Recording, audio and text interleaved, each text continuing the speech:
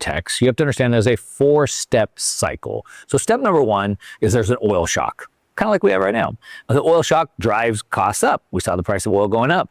When oil goes up, when energy goes up, it slows the entire economy down because the entire economy runs off of energy. So energy goes up, costs go up, the economy starts to slow down. When the economy slows down, I mean, you make less money, your business makes less money, then deficits start to rise, energy costs start to spike, and then the economy slows down. And when that happens, then you don't make as much, you don't pay as much taxes, so tax receipts fall. And then government spending goes up automatically because they have to offset that. They have to offset the unemployment. They have to pay for the safety nets, right? So that just makes the deficit get worse. And step 2 is that the U.S. now has to borrow more, right? So when you make less money, the economy slows down, you pay less taxes, tax receipts fall, the U.S. has to make up for that gap, so they have to borrow it.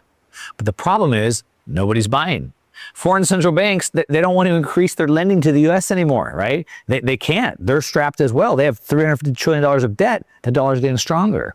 And so that's a problem. The Fed isn't doing quantitative easing. There's no QE. So now the Treasury is forced to borrow from the global private market, which takes us to step number 3. Now, step number 3 is the massive borrowing demand that's needed. It strengthens the dollar, right? Because they need more money, so they have to offer more yield. They increase the yield to attract the money, which makes the dollar stronger. When the dollar gets stronger, it pushes rates up, right? Which seems okay, so good for some, but now the U.S. government's competing with everybody else for the same pool of capital. And what that does is it crowds out private businesses, crowds out foreign borrowers.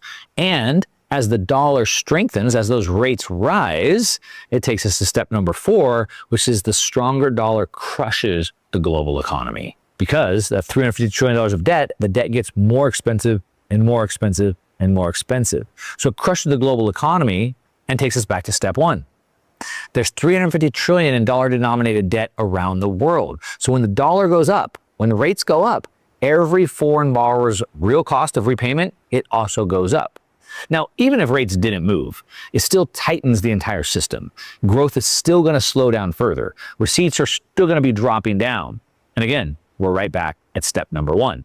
This is the vortex. It's like a self-reinforcing loop. It's like a flywheel, right? It keeps spinning faster and faster and faster and faster until something breaks. So let's talk about the 3 exits. All right, so the 3 exits out of the vortex, they all lead to the same room. There's 3 of them. The first one is a systemic collapse. That basically means that it all falls apart. It's a deflationary crash. Everything gets wiped out. And then there's massive printing to restart the system, okay? But the end result here is, of course, well, inflation, massive printing, inflation.